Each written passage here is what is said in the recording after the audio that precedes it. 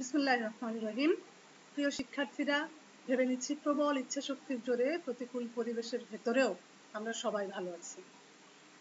জনৈক মনীষী বলেছেন, বিশ্বাস ও দৃঢ় ইচ্ছার সম্মুখে অসম্ভব সম্ভব হয়ে পড়ে। তোমার সাধনায় তুমি জয়ী হতে চাও, তবে সমস্ত মন তোমার কর্মে ঢেলে দাও। প্রাণ দিয়ে বিশ্বাস করো, তুমি কৃতকার্য হবে। যুগে যুগে এমন বহু লোকের কথা আমরা জানি যারা প্রবল ইচ্ছা শক্তির দ্বারা কর্মের মাধ্যমে জয়ী হয়ে স্মরণীয় হয়ে আছেন।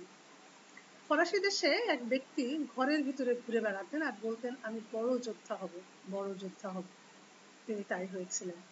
আর সম্রাট বাবরের কথা তো আমরা সবাই জানি। পুত্রের ব্যাধি কেমন করে তিনি নিজের ভিতরে টেনে নিয়েছিলেন। একবার এক সেনাধ্যক্ষের অসুখ হয়েছিল, খুব সাংঘাতিক অসুখ। হঠাৎ যুদ্ধ বেঁধে গেল। অসুখের কথা ভুলে একটা অমানসিক শক্তির দ্বারা বলিয়ান হয়ে সেই শরীর নিয়েই তিনি ময়দানে নামলেন। যখন জয়লাভ হলো, তখন তিনি প্রাণ ত্যাগ করলেন। ডাক্তার লুৎফর রহমান তার উন্নত জীবন গ্রন্থে লিখেছেন, নিজেকে দুর্বল ও শক্তিহীন মনে করলে চলবে না। তুমি মানুষ, তোমার ভিতরে এই শক্তি আছে যে শক্তির সম্মুখে গিরি মাথা নত করে, বিশ্ব সংসার কাঁপতে থাকে। কোনো সংশয়কে মনের ভিতরে স্থান দেওয়া যাবে না। সংশয় মনের বল কমিয়ে দেয়। কোনো কাজ করতে ইচ্ছা করেছো, ভেবে নাও, বিশ্বাস করো, পরিশ্রম করো, মহান স্রষ্টার সাহায্য প্রার্থনা করো, কৃতকার্য তুমি হবে। আজকে এই আহ্বান জানিয়ে মাস্টার শ্রেণীর অনলাইন ভিত্তিক চতুর্থ ক্লাসে আমি তোমাদের আহ্বান জানাচ্ছি। আমরা কৃষ্ণকান্তের হুইল পড়ছিলাম। কৃষ্ণকান্তের হুইলের দুটি খণ্ড আছে। প্রথম খণ্ডটি আমরা গত ক্লাসে পড়েছিলাম। আজকে দ্বিতীয় খণ্ড আমরা শুরু করব। দ্বিতীয় খণ্ড আশা করছি আমরা শেষ করতে পারবো। দ্বিতীয় খণ্ডেও কতগুলো পরিচ্ছেদ উনি লেখক ভাগ করেছেন। তার ভিতরে প্রথম পরিচ্ছেদে উনি লিখছেন যে প্রথম বছর, এখানে বছর উল্লেখ করে করে লেখা হয়েছে। বিশেষ করে আমাদের যে ভ্রমর, তার যে মানসিক অবস্থা, সেই অবস্থাকে বোঝানোর জন্যই আসলে এই বছরগুলা জরুরি ছিল উনি মনে করেছেন। আমরা দ্বিতীয় খণ্ডের প্রথম পরিচ্ছেদে প্রথম বছরে দেখতে পাচ্ছি যে হরিদ্রা গ্রামের বাড়িতে সংবাদ আসলো যে গোবিন্দলাল, তার মা প্রভৃতি তারা একসঙ্গে নির্বিঘ্নে সুস্থ শরীরে কাশী পৌঁছেছেন। প্রথম খণ্ডের শেষে আমরা দেখেছিলাম যে গোবিন্দলাল তার মায়ের ইচ্ছা অনুযায়ী ভ্রমরকে ছেড়েই সে চলে যাচ্ছে কাশীতে তার মাকে রেখে আসার জন্য। ভ্রমর জিজ্ঞেস করেছিল যে তুমি আর ফিরে আসবে কিনা। গোবিন্দলাল বলেছিল যে আমার ফেরার খুব একটা আর ইচ্ছে নেই। তো এরকম একটি জায়গায় আমাদের এখানে লেখক বলছেন যে গোবিন্দলাল তার মাকে নিয়ে সুস্থভাবে কাশীতে পৌঁছে গেছেন। 1 মাস 2 মাস গেল, শেষে একদিন সংবাদ আসলো যে গোবিন্দলাল কাশী থেকে বাড়ির দিকে যাত্রা করেছেন। ভ্রমর শুনিয়া বুঝিল যে গোবিন্দলাল কেবল মাকে ভুলাইয়া অন্যত্র গমন করিয়াছেন, বাড়ি আসিবেন এমন ভরসা হয় না। আমরা যখন টেক্সটটি পড়ছি, আসলে তোমাদের সামনে টেক্সটটি থাকলে ভালো হয়। আমি আমার সামনে টেক্সটটি দেখতে পাচ্ছি। তোমরাও বই নিয়ে ক্লাস করতে বসবে, তাহলে তোমাদের আন্ডারলাইন করতে এবং ক্লাসের সাথে সাথে আসলে তোমাদের পড়াটা হয়ে যাবে। এখানে আমরা দেখছি যে এই সময়ে ভ্রমর গোপনে সর্বদা রোহিণীর সংবাদ লইতে লাগিল। রোহিণী রাধে বাড়ে, খায়, গা ধুই, জল আনে, আর কিছুই সংবাদ নাই। ক্রমে একদিন সংবাদ আসিল রোহিণী পীড়িত। অর্থাৎ এখানে আমরা ঘটনার যে পারম্পর্য থাকে সেটা দেখতে পাচ্ছি যে যেহেতু গোবিন্দলাল কাশীতে গেছে এবং সেখান থেকে রওনা দিয়েছে বলেছে, কিন্তু 2 মাস হয়ে গেল গোবিন্দলাল বাড়িতে ফিরছে না। আর এদিকে আমাদের ভ্রমর রোহিণীর খবর রাখছে যে তার কি অবস্থা। তো রোহিণী স্বাভাবিক জীবনযাপন করছে এবং একসময় শোনা গেল যে রোহিণী আসলে পীড়িত।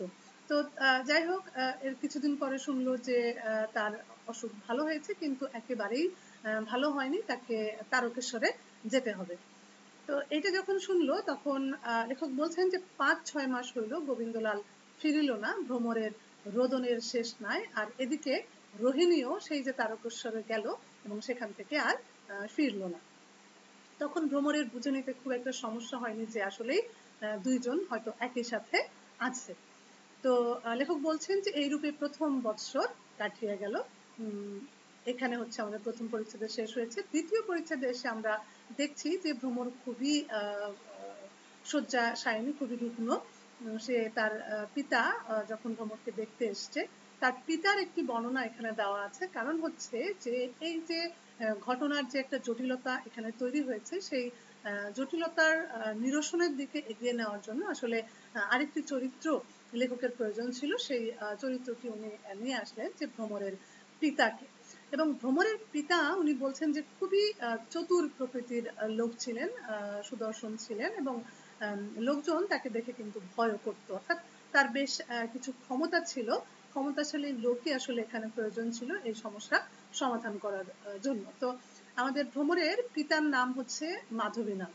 তিনি কন্যার দশা দেখে খুবই দুঃখিত হলেন এবং প্রতিজ্ঞা করলেন যে যে আমার ভ্রমরের এমন সর্বনাশ করিয়াছে, আমি তাহার এমনই সর্বনাশ করিব।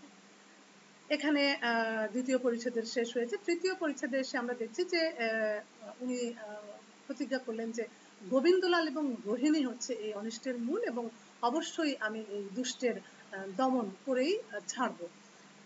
তো উনি প্রথম যে কাজটি করলেন সেটি হচ্ছে হরিদ্রা গ্রামে একটি পোস্ট অফিস ছিল। সেই পোস্ট অফিসে মাধবীনাথ সেখানে গিয়ে উপস্থিত হলেন এবং সেখান থেকে আসলে খবর নেওয়ার চেষ্টা করলেন যে এই দুইজন কোথায় আছে।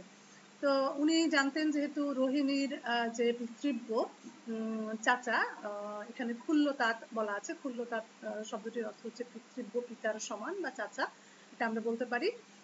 তো যেহেতু ব্রহ্মানন্দ এখানে আছে হরিদ্রা গ্রামে, তার মানে নিশ্চয়ই রোহিণী তার সাথে যোগাযোগ করার চেষ্টা করবে, হয় টাকা পাঠাবে অথবা কোনো চিঠি আসতে পারে, এরকম। তো এটা মনে করেই কিন্তু আসলে প্রথমে পোস্ট অফিসে গিয়ে খোঁজ নেওয়ার চেষ্টা করলেন। তো সেখানে গিয়ে জিজ্ঞেস করলেন যে ব্রহ্মানন্দের চিঠি আসে কিনা। তো বলছে যে ঠিক আছে, মাসে মাসে আসে, ঠিক ঠাউর নাই, প্রথম এরকম কথা বলেছে। তো তারপরে খোঁজ নিয়ে উনি জানতে পারলেন যে রেজিস্ট্রির চিঠি আসে এবং সেই জায়গাটির নাম হচ্ছে প্রসাদপুর। এই প্রসাদপুর উনি খুঁজে বের করলেন, সেটি হচ্ছে যে যশোর জেলায় প্রসাদপুর, সেই জায়গাটাই হচ্ছে আমাদের রোহিণী অবস্থান করছে। চতুর্থ পরিচ্ছেদের শুরুতে এসে আমরা দেখছি যে মাধবীনাথ হাসতে হাসতে ফিরে এসছেন, যে উনি লোকের মুখে তো শুনেছিলেন তাদের অধঃপতনের কাহিনী, এখন নিশ্চয়ই সেটা তিনি খুঁজে বের করতে পারবেন, এরকম একটা ব্যাপার। তো উনি যেটা করলেন যে ওখানে যে সাব ইন্সপেক্টর ছিল মাধবীনাথকে উনি আসলে চিনতেন এবং খানিকটা বলছেন যে লেখক যে ভয়ও করতেন। তো উনি তাকে বললেন যে একজন কনস্টেবলকে পাঠিয়ে দিতে, তাহলে কিছু চোরাই মাল উনি ধরিয়ে দিতে পারবেন। তো কথা শুনে একজন কনস্টেবলকে পাঠানো হলো। তো মাধবীনাথ তখন গেলেন হচ্ছে আমাদের ব্রহ্মানন্দের কাছে। ব্রহ্মানন্দের কাছে গিয়ে বলছেন যে আপনার তো খুব বিপদ। তো ব্রহ্মানন্দ বলছে যে কি বিপদ। তো তখন মাধবীনাথ বলছেন যে আপনার কাছে চোরাই নোট আছে। ব্রহ্মানন্দ তো আকাশ থেকে পড়লেন যে সে কি, চোরাই নোট আমার কাছে কিভাবে।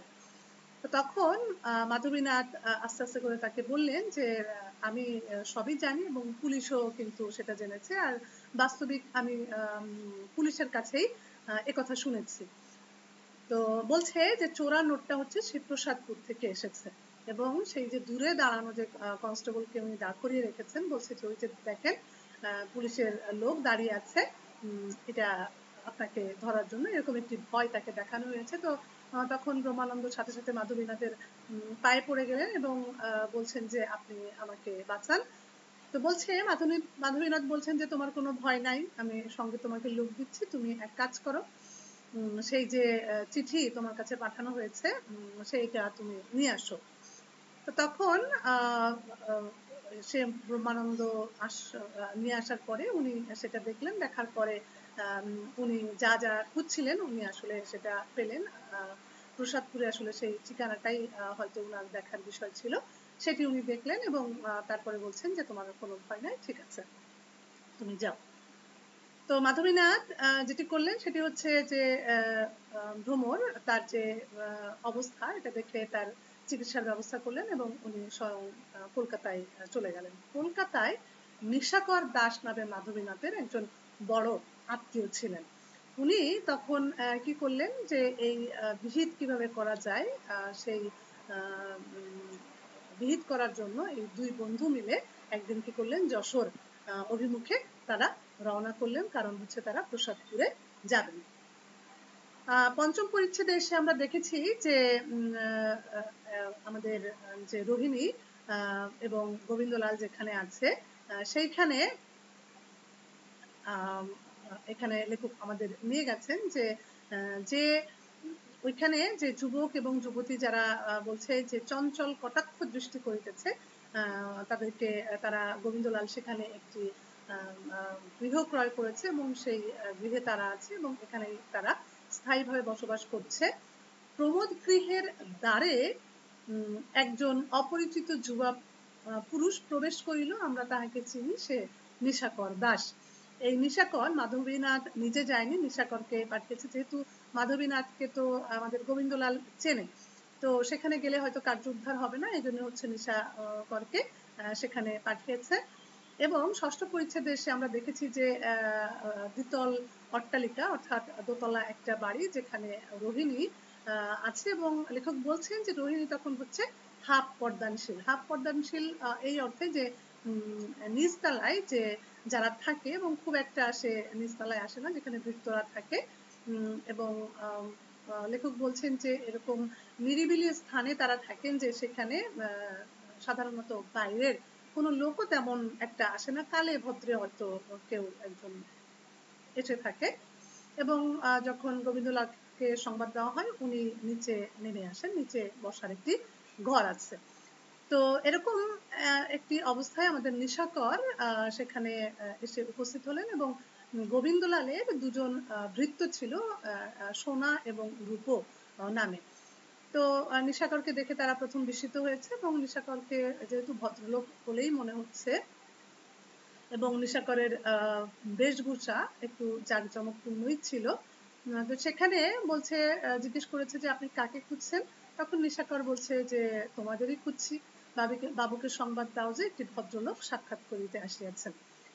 তখন রূপ তো রাজি হলো না যে কোনোভাবেই না, সাক্ষাৎ হবে না। তখন তাকে একটি টাকা দিল এবং সাথে সাথে রূপ কি করলো, ছিলের মতো ছো দিয়ে সেই টাকাটা নিয়ে সে সংবাদ দিতে গেল। তো উপরে যখন গেল যে সংবাদ দিতে, তখন রূপ বাবুর কাছে যখন গেল, বাবু তখন সেখানে ছিল না, ভৃত্য তাকে নিশাকরের সংবাদ কিছু দিতে পারলো না। এদিকে হয়েছে কি যে বাগান ছিল তাদের বাড়ির সামনে, যে উদ্যান ছিল, সেখানে নিশাকর ঘোরাঘুরি করছে এবং ঊর্ধ্ব দৃষ্টি মানে উপরের দিকে তাকিয়ে সে দেখছে যে পরমা সুন্দরী জানালায় দাঁড়াইয়া তাহাকে দেখিতেছে। দেখলো যে দোতলা থেকে একটি পরমা সুন্দরী মুখ আসলে জানলা দিয়ে তাকেই লক্ষ্য করছে। তো রোহিণী নিশাকরকে দেখে ভাবছে যে কে এই লোকটা, দেখতেও বেশ সুপুরুষ।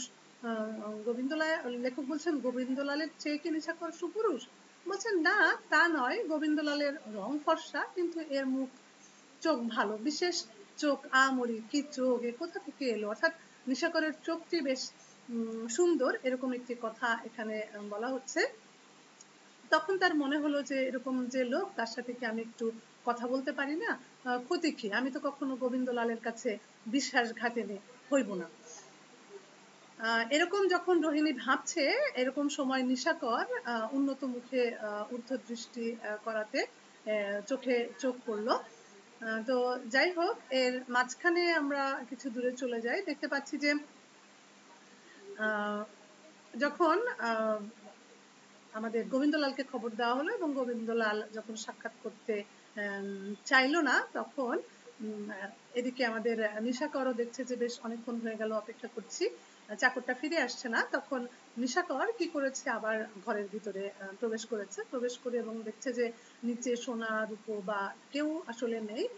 তখন সে কি করলো, সিঁড়ি দিয়ে একেবারে তরতর করে উপরে উঠে গেল এবং গোবিন্দলাল রোহিণী যেখানে ছিল যে কক্ষে, সেখানে দেখা যাচ্ছে যে দানেশ খা গায়ক একজন সেখানে উপস্থিত আছে এবং রূপও ওখানেই ছিল।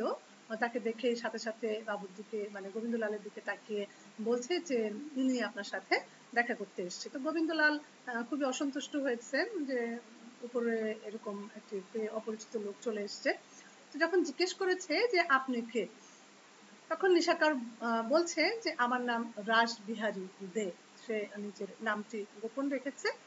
তার বাড়ি কোথায় জিজ্ঞেস করেছে, সে বলেছে বরাহনগর। তো নিশাকর তখন কি করলো, বেশ জাঁকিয়ে বসছে সেখানে, এবং সে বুঝতেই পেরেছে গোবিন্দলাল তো তাকে বসতে বলবে না। তখন গোবিন্দলাল জিজ্ঞেস করেছেন যে আপনি কাকে খুঁজছেন? নিশাকর বলছে আমি আপনাকে খুঁজছি। তো বলছে যে আপনি আমার ঘরের ভিতরে জোর করিয়া প্রবেশ না করিয়া যদি একটু অপেক্ষা করিতেন, তবে চাকরের মুখে শুনিতেন যে আমার সাক্ষাতের অবকাশ নাই। তখন নিশাকর বলছে যে আমি যে ধমক ধমকে উঠে যাব এইরকম প্রকৃতির লোক নিশ্চয়ই আমি নই, এতক্ষণ আপনি সেটা বুঝতে পেরেছেন। আমার কথা কয়টা শুনলেই আপদ চুকে যাবে, আমি চলে যাব। তখন অনিচ্ছা সত্ত্বেও তাকে বিদায় করার জন্যই গোবিন্দলাল বলছে যে ঠিক আছে, আমি শুনি, বলে। তখন নিশাকর বলছে যে আপনার ভার্যা ভ্রমর, ভার্যা কথাটির অর্থ হচ্ছে স্ত্রী, স্ত্রী ভ্রমর দাসী তাহার বিষয়গুলি পত্তনি বিলি করিবেন, অর্থাৎ ভ্রমরের যে বিষয় সম্পত্তি আছে সেটা সম্পত্তিগুলা কি করবে, পত্তনি বিলি করবে। তো বলছে যে সেই জন্য হচ্ছে আপনার অনুমতি লাগবে, আমাকে বলে পাঠিয়েছে যে আমি সেই পত্তনিটা নিতে চাই, যার কারণে আমি এখানে এসেছি। নিশাকর বলছেন যে আপনার ভার্যা আমাকে বিষয়গুলি পত্তনি দিতে স্বীকৃত হইয়াছেন, কিন্তু আপনার অনুমতি সাপেক্ষ। তিনি আপনার ঠিকানাও জানেন না, পত্র লিখিতেও ইচ্ছুক নহেন। সুতরাং আপনার অভিপ্রায় জানিবার আমার উপরে ভার আমার উপরেই পড়িল। আমি অনেক সন্ধানে আপনার ঠিকানা জানিয়া আপনার অনুমতি লইতে আসিয়াছি। অর্থাৎ পুরোপুরি একটা ফেক নিউজ আমরা এখানে দেখতে পাচ্ছি, সেটা দেওয়ার চেষ্টা করেছে আসলে কথাগুলো বের করার জন্য, বা তাদের যে মনস্কামনা ছিল সেটা সিদ্ধি করার জন্য। তো এখানে গোবিন্দলাল কোনো উত্তর তাৎক্ষণিকভাবে করতে পারলেন না, এবং বলছেন যে বড় অন্যমনস্ক হয়ে গেছেন, এবং অনেকদিন পর যখন ভ্রমরের নাম শুনলেন তখন আবার সেই ভ্রমর তার মানুষ চক্ষে ভেসে উঠলো, এবং বলছে যে প্রায় 2 বছর হইল উনি এরপরে ভ্রমরের নামটি শুনতে পেলেন। তো এখানে বলছে নিশাকর বলছেন যে আপনি 2 ছত্র লিখে দেন যে আপনার কোনো আপত্তি নাই, তাহলে আমি চলে যাব। তখন গোবিন্দলাল বলছে যে আমার অনুমতি নেওয়া অনাবশ্যক মনে করছি আমি, যে বিষয় আমার স্ত্রীর, আমার নহে, বোধ হয় তাহা জানেন। তাহার যাহাকে ইচ্ছা পত্তনি দিবেন, আমি বিধি নিষেধ, আমার কোনো বিধি নিষেধ নাই, কিন্তু আমি কিছু লিখে দেব না। বোধ হয় এখন আপনি আমাকে অব্যাহতি দিবেন, অর্থাৎ আপনি এখন যেতে পারেন। তো যাই হোক, নিশাকর আর কি করবে, তখন তাকে উঠে যেতে হলো। তো তখন দানেশ খাঁকে বললো যে তুমি গান ধরো। তো দানেশ খাঁ যখন গান ধরলো, সে গানেও আমাদের গোবিন্দলাল মন বসাতে পারছে না। যখন তাকে সেটা ফেলে সে বই পড়ার চেষ্টা করছে, সেটাও আসলে সে করতে পারছে না, কিছুই ভালো লাগছে না। এবং যখন সে নিজেই সেতার বাজানোর চেষ্টা করছে, সে শিখেছিল গোবিন্দলাল, তো সেটাও তার ভালো লাগছে না, কোনো জায়গায় সে মন বসাতে পারছে না। এরকম সময় সে চাকরকে ডেকে বললো যে আমি এখন ঘুমাবো, কেউ যেন আমাকে ডিস্টার্ব না করে। তো এইটা বলে হচ্ছে সে ঘরের ভিতরে ঢুকে তার দরজা রুদ্ধ করেছে। তো এখানে আমরা দেখছি লেখক বলছেন যে দ্বার রুদ্ধ করিয়া গোবিন্দলাল তো ঘুমাইল না, খাটে বসিয়া 2 হাতে মুখ দিয়া কাঁদিতে আরম্ভ করিল। লেখক বলছেন যে কেন যে কাঁদিল তাহা জানি না, ভ্রমরের জন্য কাঁদিল কি নিজের জন্য কাঁদিল তা বলিতে পারি না, বোধ হয় 2। এখানে বলছে যে লেখক বলছেন স্বগতোক্তি করছেন যে আমি তো গোবিন্দলালের কান্না ভিন্ন অন্য আর কোনো উপায় দেখছি না, কারণ হচ্ছে ভ্রমরের জন্য কাঁদিবার পথ আছে, কিন্তু ভ্রমরের কাছে ফিরিয়া যাইবার আর উপায় নাই। এই লাইনটি তোমরা আন্ডারলাইন করে রাখো, এটি ব্যাখ্যার জন্য এসে থাকে যে ভ্রমরের জন্য কাঁদিবার পথ আছে, সে যত খুশি কান্না করতে পারে, কিন্তু ভ্রমরের কাছে সে কিভাবে ফিরে যাবে, সেই উপায়টা কি আসলে সে আর রেখেছে কিনা। হরিদ্রা গ্রামে আর মুখ দেখাইবার কথা নাই, হরিদ্রা গ্রামের পথে কাটা পড়িয়াছে, কান্না বইতো আর উপায় নাই। সপ্তম পরিচ্ছেদে এসে আমরা দেখছি যে নিশাকর বাইরে এসছে, কিন্তু রোহিণী তাকে চাকরকে দিয়ে খবর পাঠিয়েছে যে আমি শুনেছি সে হচ্ছে হরিদ্রা গ্রাম, অর্থাৎ তার নিজের এলাকার লোক। তো তাকে তুমি এক কাজ করো, তুমি ডেকে নিচে কোথাও এক জায়গায় বসাও, আমি তার সাথে কথা বলতে চাই। তো তখন রূপকে ডেকে বলছে তুমি এই কাজটি পারবে কিনা, কিন্তু বাবুকে সকল কথা লুকাইতে হইবে, যাহা করিবি তাহা যদি বাবু কিছু না জানিতে পারেন তবে তোকে 5 টাকা বকশিস দিব। তো বকশিসের লোভে আমাদের রূপ বলছে যে পারবো না কেন, অবশ্যই পারবো, আপনি আমাকে বলেন। তো তখন রোহিণী বলছে যে ওই বাবুকে, উনি যেহেতু আমার বাপের বাড়ির দেশের লোক, সেখানকার কোনো সংবাদ আমি কখনো পাই না, তো তার জন্য তো আমার আসলে অনেক মন খারাপ থাকে, অনেক কান্নাকাটি করি। তো এখন যেহেতু দেশের একটি লোক পেয়েছি, দুটো খবর জিজ্ঞাসা করব, তো এমন একটা জায়গায় তাকে নিয়ে বসাও যেখানে বাবু নিচে গেলেও তাকে দেখতে পাবেন না। তো সেটা শুনে রূপা সেখানে গেছে এবং বলছে যে আপনি তামাক খাবেন, আসেন আমার সাথে। তো বলছে যে বাবু তো দিলেন না, চাকরের কাছে আর কি খাবো। তখন রূপ বলছে আগে তা নয়, একটা নিরিবিলি কথা আছে, নিরিবিলিতে আসুন। রূপ নিশাকরকে সঙ্গে নিয়ে নিজের ঘরে নিয়ে গেছে এবং নিশাকরও বিনা ওজোর আপত্তিতে সেখানে গেছে, কারণ নিশাকর তো চাচ্ছিলই আরো কিছু তথ্য জোগাড় করতে। তো এখানে যা রোহিণী বলে দিয়েছিল সেই কথাটা আমাদের এই রূপচাঁদ নিশাকরকে বলল।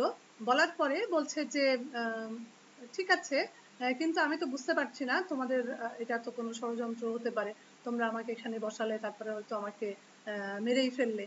আমি এখানে কোনোভাবেই বসতে চাচ্ছি না, বরঞ্চ এক কাজ করি, সেটি হচ্ছে যে আমি আসার সময় দেখে এসেছি নিকটেই নদীর ধারে একটা বাঁধা ঘাট আছে, তার কাছে দুটো বকুল গাছ আছে, তো সেই জায়গায় যদি তুমি সন্ধ্যার পরে রোহিণীকে আসতে বলো, আমার মা ঠাকুরনকে আসতে বলো, তাহলে হচ্ছে সেখানে আমি তার সাথে কথা বলতে পারি, তাতে আমার বিপদের কোনো সম্ভাবনাও থাকবে না। তো এই কথা বলাতে রূপ রোহিণীর কাছে গেছে এবং সেখানে যাওয়ার পরে রোহিণীর যে মনের ভাব সেটা এখানে লেখক ব্যক্ত করেছেন, যে রোহিণী, উনি বলছেন যে রোহিণী যে ব্রহ্মানন্দকে এত ভালোবাসিত যে তাহার সংবাদ লইবার জন্য দিক বিদিক জ্ঞান শূন্য হইবেন এমন খবর আমরা রাখি না, বুঝি আরো কিছু ছিল, একটু তাকাতাকি আচাআচি হইয়াছিল। অর্থাৎ উনি বলতে যাচ্ছেন যে রোহিণী শুধু ব্রহ্মানন্দ যে তার পিতৃব্য তার খবর নেওয়ার জন্যই যে এত উতলা হয়েছে, আসলে সেরকম একটা ব্যাপার নয়। নিশাকর রূপবান, পটল চেরা চোখ, এটাও হয়তো একটা কারণ ছিল রোহিণীর তার সাথে একটু কথা বলার। রোহিণী দেখিয়াছিল যে মনুষ্য মধ্যে নিশাকর একজন মনুষ্যত্বে প্রধান। রোহিণীর মনে মনে দৃঢ় সংকল্প ছিল যে আমি গোবিন্দলালের কাছে বিশ্বাসমন্ত্রী হইব না, কিন্তু বিশ্বাসহানি এক কথা আর এ কথা আর এক। বুঝি সেই মহাপাপিষ্ঠা মনে করিয়াছিল অনবধান মৃগ পাইলে কোন ব্যবসায়ী হইয়া তাহাকে না স্বরবিদ্ধ করিবে। এই প্যারাটি তোমরা আন্ডারলাইন করো, এই প্যারার যে কোনো লাইন ব্যাখ্যার জন্য আসতে পারে। এখানে বলছে ভাবিয়াছিল নারী হইয়া যেও পুরুষ দেখিলে কোন নারী না তাহাকে জয় করিতে কামনা করিবে। যেহেতু পুরুষকে জয় করতে পারার ভিতরে যে আনন্দ, সেই ব্যাপারটি রোহিণী জানতো। তো যার কারণে লেখক বলছেন যে এরকম যদি হয় তাহলে এরকম একটি পুরুষকে কেন আমাদের রোহিণী আবারও জয় করতে চাইবে না। বাঘ গরু মারে, সকল গরু খায় না। বাঘ যখন গরু মারে তো লেখক বলছেন যে সব গরু কিন্তু আবার সে খায় না। স্ত্রীলোক পুরুষকে জয় করে কেবল জয় পতাকা উড়াইবার জন্য, যে আমি জয়ী হয়েছি, হয়তো এটাও অনেক ক্ষেত্রে পেছনে কাজ করে। অনেকে মাছ ধরে কেবল মাছ ধরিবার জন্য, মাছ খায় না, বিলাইয়া দেয়। অনেকে পাখি মারে কেবল মারিবার জন্য, মারিয়া ফেলিয়া দেয়। অর্থাৎ শুধু কেবল তারা নিজেদের আনন্দের জন্য কিন্তু অনেক সময় অনেক কাজ করে থাকে। শিকার কেবল শিকারের জন্য, খাইবার জন্য নয়। জানি না তাহাতে কি রস আছে। রোহিণী ভাবিয়া থাকিবে, যদি এই আয়তলোচন মৃগ এই প্রসাদপুর কারণে আসিয়া পড়িয়াছে, তবে কেন না তাহাকে স্বরবিদ্ধ করিয়া ছাড়িয়া দেয়। জানি না এই পাপিয়সীর পাপ চিত্তে কি উদয় হইয়াছিল, কিন্তু রোহিণী স্বীকৃত হইল যে প্রদোষকালে অবকাশ পাইলেই গোপনে চিত্রার বাধা ঘাটে একাকিনী সে নিশাকরের নিকট গিয়া খুলল তাতে সংবাদ শুনিবে। অর্থাৎ সে সিদ্ধান্ত নিল যে অবশ্যই যখন সন্ধ্যা নেমে আসবে তখন সে সেখানে যাবে। তো রূপচাঁদ যখন এরকম এসে নিশাকরের কাছে বলছে, নিশাকর শুনে ধীরে ধীরে আসিয়া হর্ষোৎফুল্ল মনে গাত্রোত্থান করিলেন। অষ্টম পরিচ্ছেদে আমরা দেখছি যে রূপ সরে গেলে নিশাকর তখন কি করেছে, সোনাকে ডেকে এনেছে। সোনাকে ডেকে এনে তাকে বলছে যে তোমরা বাবুর কাছে কতদিন আছো?